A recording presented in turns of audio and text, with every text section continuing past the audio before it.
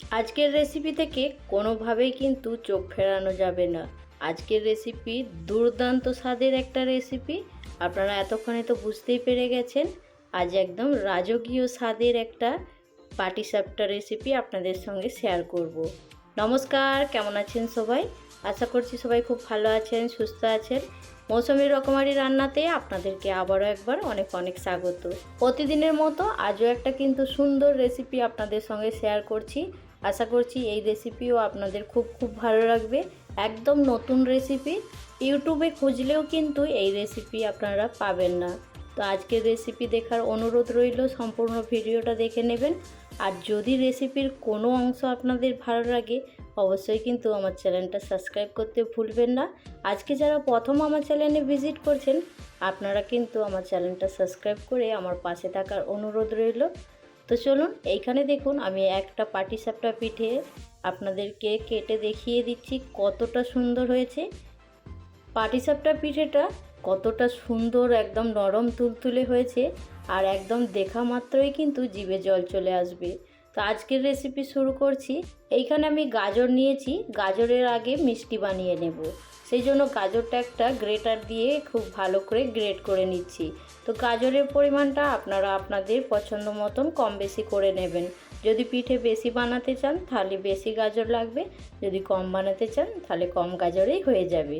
তো আজকের ভিডিওটা হয়তো একটু বড় হয়ে যাবে, কিন্তু ক্ষমার দৃষ্টিতে দেখবেন। আজকের ভিডিওটা দেখলে আর আপনারা বুঝতেই পারবেন ভিডিওটা আমাকে 3বার জয়েন করতে হয়েছে, 3 রকমভাবে, সেই জন্যই একটু ভিডিওটা বড় হয়ে গেছে। তো দেখুন গাজরটা আমি আগে থেকেই কুড়িয়ে রেখেছিলাম, কিন্তু এইখানে আপনাদের সঙ্গে একটু শেয়ার করার জন্য ছোট্ট করে রেখে দিয়েছিলাম, সেটাই সুন্দর করে গ্রেট করে নিয়েছি।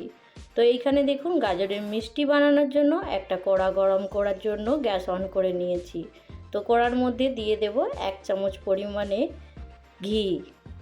1.5 চামচ পরিমাণ গাওয়া ঘি আমি কড়ার মধ্যে দিয়ে দিয়েছি। তো ঘিটা দেখুন গরম হয়ে গেছে। এবার যে গ্রেট করে রাখা গাজরটা আছে সেই গাজরটা ঘিয়ের মধ্যে দিয়ে দেব। গাজরটা দেওয়ার পরে খুব ভালো করে ঘিয়ের সঙ্গে একটু নাড়াচাড়া করে নেব আগে।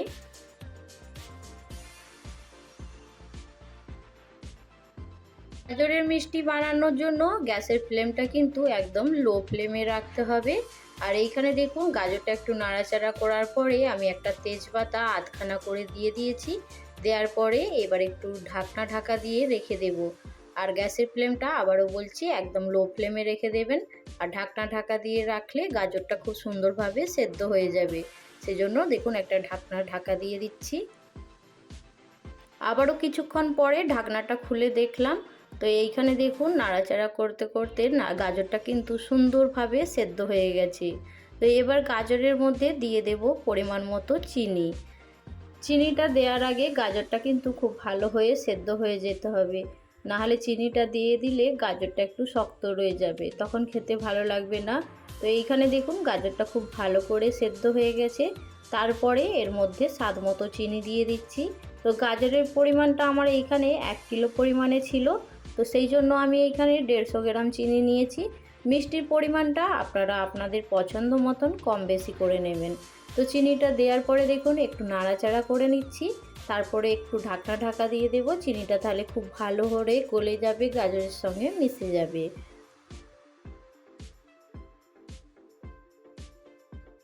ঢাকনাটা খুলে দেখলাম, দেখুন চিনিটা খুব সুন্দরভাবে গলে গেছে। আর গাজরের কালারটা দেখুন কি অপূর্ব লাগছে না? তো এইখানে দেখুন গাজরের হালুয়া কিন্তু আমার প্রায় হয়েই গেছে। তো এর মধ্যে এর স্বাদটা বাড়ানোর জন্য আমি দিয়ে দেব হাফ বাটি পরিমাণে গুঁড়ো দুধ। তো এইখানে দেখুন গুঁড়ো দুধ নিয়েছি, এবার এটা দিয়ে দেব। গুঁড়ো দুধটা অপশনাল, আপনারা যদি মনে করেন দেবেন না তাহলে না দিলেও হবে। তার বদলে এইখানে আপনারা খোয়া ক্ষীর দিতে পারেন, কিন্তু আমি এইখানে গুঁড়ো দুধটা দিয়েছি গাজরের স্বাদটা গাজরের মতোই থাকার জন্য। আর সেইখানে দেখুন খোয়া ক্ষীর দিয়ে দিলে গাজরের স্বাদটা কিন্তু একদমই বোঝা যায় না, সেই জন্য আমি কিন্তু গুঁড়ো দুধ দিয়েছি। আপনারা চাইলে খোয়া ক্ষীর দিতে পারেন। তো এইখানে দেখুন দুধটা খুব ভালো করে মিশিয়ে নিয়েছি। তো আর একটু শুকনো হলেই এটা কিন্তু একদম রেডি হয়ে যাবে। তো এর মধ্যে দেখুন আমি কিছু ড্রাই ফ্রুট দিয়েছি। তো এইখানে কাজু বাদাম আর কাঠবাদাম নিয়েছি। নেওয়ার পরে খুব ভালো করে মিশিয়ে নেব। আর গাজরের মিষ্টিটা আমার কিন্তু একদম রেডি হয়ে গেছে। এখানে ড্রাই ফ্রুটটা সুন্দর করে গাজরের সঙ্গে মেশানো হয়ে গেছে, দেখতেই পেয়েছেন। এবার ওপর থেকে আমি দুটো এলাচ খুব ভালো করে গুঁড়িয়ে নিয়েছি, সেটা দিয়ে দিয়েছি। যার জন্য কিন্তু ফ্লেভারটা খুব ভালো আসবে, এলাচের একটু গন্ধ থাকবে, খেতে কিন্তু দুর্দান্ত লাগবে। তো এইখানে দেখুন গাজরের হালুয়া আমার কিন্তু সম্পূর্ণ রেডি হয়ে গেছে। এবার নামানোর আগে এইখানে দিয়ে দেব 1 চামচ ঘি, তাহলে তো এর মধ্যে এর স্বাদটা একদম দ্বিগুণ হয়ে যাবে। তো আজকের এই গাজরের মিষ্টির রেসিপিটা কেমন লেগেছে সেটাও কিন্তু জানাতে ভুলবেন না। তো দেখুন এইখানে আমি 1 চামচ ঘি দিয়ে এবার গ্যাসের ফ্লেম বন্ধ করে দেব। গাজরের মধ্যে ঘিটা খুব সুন্দর করে মিশিয়ে নিয়েছি, দেখতেই পাচ্ছেন। তো গাজরের মিষ্টি আমার কিন্তু একদম রেডি হয়ে গেছে। তো আবারও দেখুন এইখানে একটা কড়া আমি গরম করার জন্য রেখে দিয়েছি। তো এইখানে কড়াটা একটু বেশি গরম হয়ে গেছে, সেই জন্য অল্প পরিমাণে জল দিয়ে দিয়েছি। এবার এর মধ্যে আমি 700 ml দুধ দিয়ে দেব।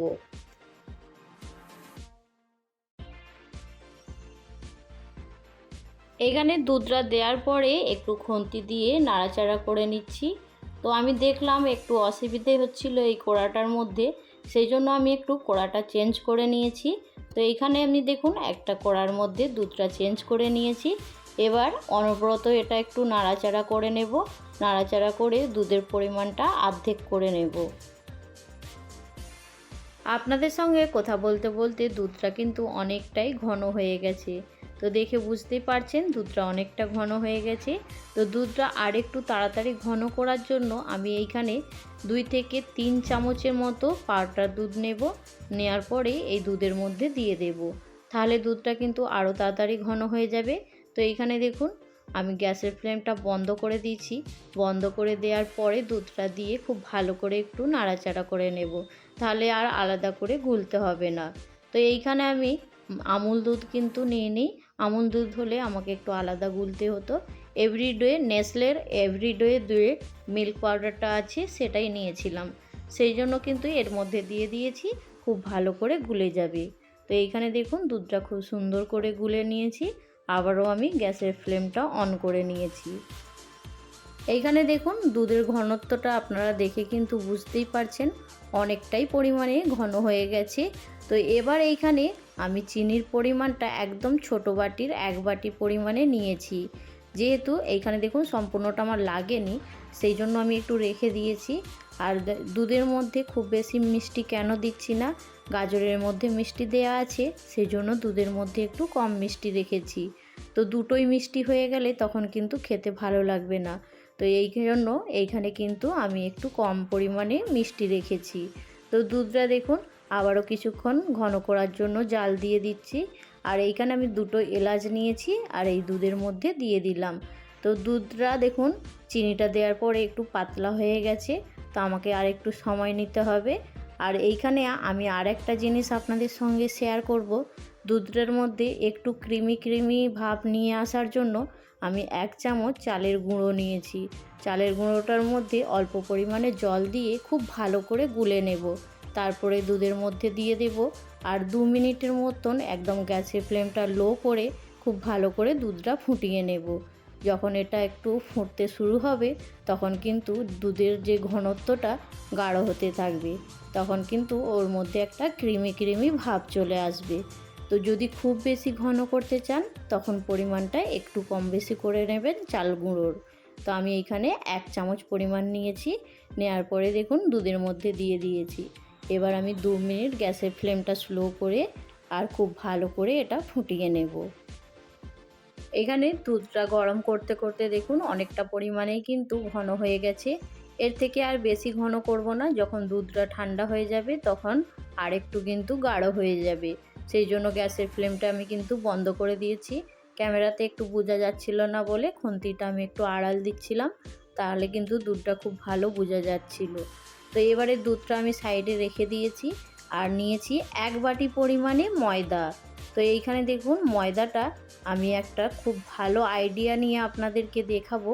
এখানে আপনি মিক্সারের বাটি নিয়েছি, তো মিক্সারের এই বাটির মধ্যে ময়দাটা দিয়ে দেব। দেওয়ার পরে অল্প অল্প জল দিয়ে একটা পাতলা ঘোলের মতন ব্যাটার বানিয়ে নেব। হাতের মধ্যে করতে গেলে অনেকটা সময় লাগে ময়দাটা গুলে নিতে, সেই জন্য আমি মিক্সিতে করেই করে নিচ্ছি। আপনাদের এই আইডিয়াটা কেমন লাগলো জানাতে ভুলবেন না। অবশ্যই কিন্তু এই আইডিয়াটা আপনারা একবার ব্যবহার করতে পারেন বাড়িতে। কি ঝটপটভাবে দেখুন ময়দাটা কিন্তু একদম গুলে গেল।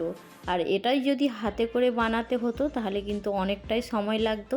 তো আজকের আইডিয়াটা আপনাদের কেমন লাগলো সেটাও কিন্তু জানাতে ভুলবেন না। তো এইখানে দেখুন অল্প অল্প জল দিয়ে আমি ব্যাটারটা একটু পাতলা করে নিচ্ছি, যেহেতু অনেকটাই গাঢ় আছে। আর এই মিক্সির বাটিটা আমি ধুয়ে আমি এইখানে আরেকটু পরিমাণে জল দিয়ে দিলাম। এবার দিয়ে দেব স্বাদ মতো নুন। আর নুনটা দেওয়ার পরে খুব ভালো করে গুলে নিতে হবে। আর এর মধ্যে কিচ্ছু দেওয়ার দরকার নেই। দেখুন একটু চামচ দিয়ে নুনটা খুব ভালো করে মিশিয়ে নিচ্ছি। আর এইখানে আমি ময়দার যে ঘনত্বটা কতটা আছে দেখে বুঝতেই পারছেন। আর যেইভাবে আমরা পাটিসাপটা বানাই সেইভাবেই কিন্তু ঘোলটা গুলে নিতে হবে। তো চামচের পিছন পিঠটা দেখতে বুঝতেই পারছেন ঘনত্বটা একটু মোটা আছে। একবারে খুব পাতলা করলে তখন কিন্তু পিঠেগুলো একদম পাতলা কাগজের মতো হয়ে যাবে, তখনও আর খেতে ভালো লাগবে না। আর এইখানে দেখুন গাজরটা খুব সুন্দরভাবে ঠান্ডা হয়ে গেছে। সমস্ত কিছু সুন্দর করে দেখুন রেডি করে নিয়েছি। তো এবার পাটিসাপটা বানানোর জন্য একটা প্যান আমি গরম করে নিয়েছি দেখতেই পাচ্ছেন। তো তার মধ্যে একটু ঘি ব্রাশ করে নিচ্ছি। ঘি দিয়েই কিন্তু বানালে টেস্টটা বেশি ভালো লাগবে, আর খুব বেশি ঘি কিন্তু লাগবেও না। তো এইখানে দেখুন 1 চামচ আমি ব্যাটার নিয়েছি। নেওয়ার পরে দেখুন প্যানের মধ্যে দিয়ে দিলাম। আর এইখানে হালকা করে একটু প্যানের চারপাশে ছড়িয়ে দিচ্ছি গোল করে। দেখুন খুব বেশি মোটা হবে না আর খুব বেশি বড়ও হবে না। সাইজটা আপনারা আপনাদের পছন্দ মতন ছোট বড় করে নেবেন। তো এইখানে দেখুন ওপর পিঠটা খুব সুন্দরভাবে একদম শুকনো হয়ে যাচ্ছে, দেখতেই পেয়েছেন। এবার ওপর থেকে আমি যে গাজরের মিষ্টিটা বানিয়ে রেখেছিলাম সেই মিষ্টিটা এইখানে দিয়ে দেব। ওপর থেকে দেখুন আমি মিষ্টিটা হালকা করে দিয়ে দিচ্ছি, খুব বেশি দিতে লাগবে না, অল্প পরিমাণে দিয়ে দেবেন এইভাবে। আর যেইভাবে আমরা নারকেলের কিংবা ক্ষীরের পাটিসাপটা বানিয়ে থাকি একদম সেইভাবেই কিন্তু বানিয়ে নিতে হবে। কিন্তু এই গাজরের পাটিসাপটার স্বাদটা দেখছি অনেকটাই সুন্দর হয়। আপনারা অবশ্যই কিন্তু গাজর শেষ হওয়ার আগে একবার বানিয়ে নিতে পারেন। তো এইখানে দেখুন আমি ওপর থেকে আর একবার ব্রাশ করে দিচ্ছি ঘি নিয়ে। ব্রাশ করে একটু উল্টে পাল্টে একটু হালকা করে ভেজে নেব। ভেজে নেওয়ার পরে তুলে নেব। পাটিসাপটার দুটো পিঠে কিন্তু সুন্দর করে ঘি ব্রাশ করে নিয়েছি, এবার তুলে নিচ্ছি দেখুন। আর এটা কতটা সুন্দর হয়েছে দেখে বুঝতেই পারছেন। এবার এটা নামিয়ে নেব। আরও একটা এইভাবেই কিন্তু বানিয়ে নেব। সবগুলো তো দেখানো সম্ভব নয়, সেই জন্য আমি একটা দুটো আপনাদের সঙ্গে শেয়ার করছি, আর বাকিগুলো আমি বানিয়ে নিয়ে আপনাদের কাছে ফিরে আসছি। পিঠেগুলো বানানোর সঙ্গে সঙ্গে এবার বন্ধুদের কাছে একটা ছোট্ট রিকোয়েস্ট করে ফেলছি। আজকের রেসিপির যদি কোনো অংশ আপনাদের ভালো লাগে অবশ্যই কিন্তু আমার চ্যানেলটা সাবস্ক্রাইব করে আমার পাশে থাকার অনুরোধ রইল।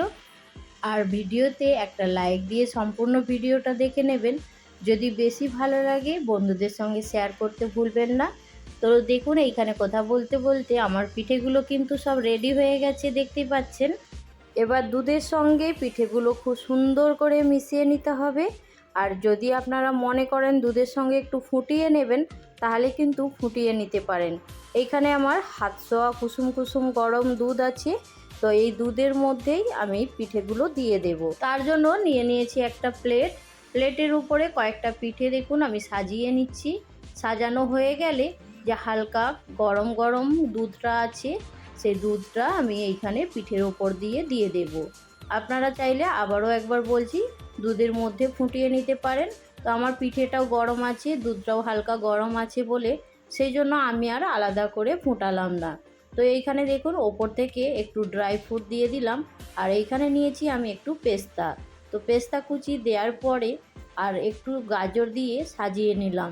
তো কেমন লাগছে সেটা কিন্তু জানাতে ভুলবেন না। তো আজকের রেসিপি লাগছে না, একদম চোখ ফেরানো যাবে না। কাল তো মকর সংক্রান্তি আছে, অবশ্যই কিন্তু এই পিঠেটা বাড়িতে বানাবেন। একদম নতুনত্ব পিঠে, আপনাদের ভীষণই ভালো লাগবে। আর যদি ভালো লাগে অবশ্যই কিন্তু আমাকে জানাতে ভুলবেন না। তো আজকের রেসিপি আমি এইখানেই শেষ করছি। পরবর্তী রেসিপি নিয়ে খুব তাড়াতাড়ি আরও একটা নতুন ভিডিওর সঙ্গে দেখা হবে। সবাই ভালো থাকবেন, সুস্থ থাকবেন, বাই।